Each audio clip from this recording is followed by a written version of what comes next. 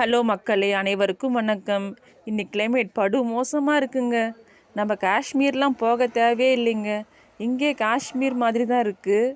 இந்த கிளைமேட்டுக்கு ஒரு சூப்பரான கீரை போண்டா செஞ்சு சாப்பிட்டா எப்படி இருக்கும்?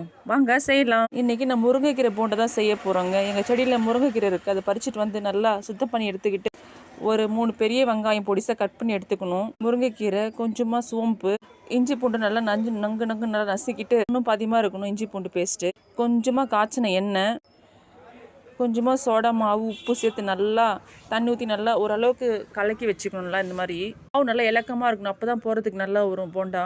இந்த போண்டா ஒரு டிப்ஸ் இருக்குது. காய்ச்சின எண்ணெய் ஒரு கரண்டி எடுத்து ஊற்றி மிக்ஸ் பண்ணும்போது போண்டா சூப்பராக மொறுன்னு வரும். பார்க்கவே பாருங்கள், சூப்பராக இருக்குது. இந்த போண்டாக்கு முட்டை கூட போட்டு செய்வாங்க. முட்டைலாம் போடலை. முட்டை சேர்த்து அது வேறு டேஸ்ட்டில் இருக்கும். இந்த முருங்கீரை தான் சேர்க்கணும் இல்லைங்க. அரைக்கீரை, பாலக்கீரை, சிறுக்கீரை, இந்த கீரைன்னா போண்டா சேர்த்துக்கலாம். நம்ம வாங்க சாப்பிட்லாம் மக்களே. அத்தை சூப்பராக போண்டா செஞ்சு கொடுத்துட்டாங்க. இந்த கிளைமேட்டுக்கு ஒரே 10 நிமிஷத்துல இந்த போண்டா செஞ்சிடலாம். நம்ம உங்களுக்கு இந்த வீடியோ பிடிச்சிருந்தா மறக்காமல் லைக் பண்ணுங்கள், ஷேர் பண்ணுங்கள், கமெண்ட் பண்ணுங்கள். ராஜ்குமார் சசி சப்ஸ்கிரைப் பண்ணுங்கள். நன்றி, பாய்.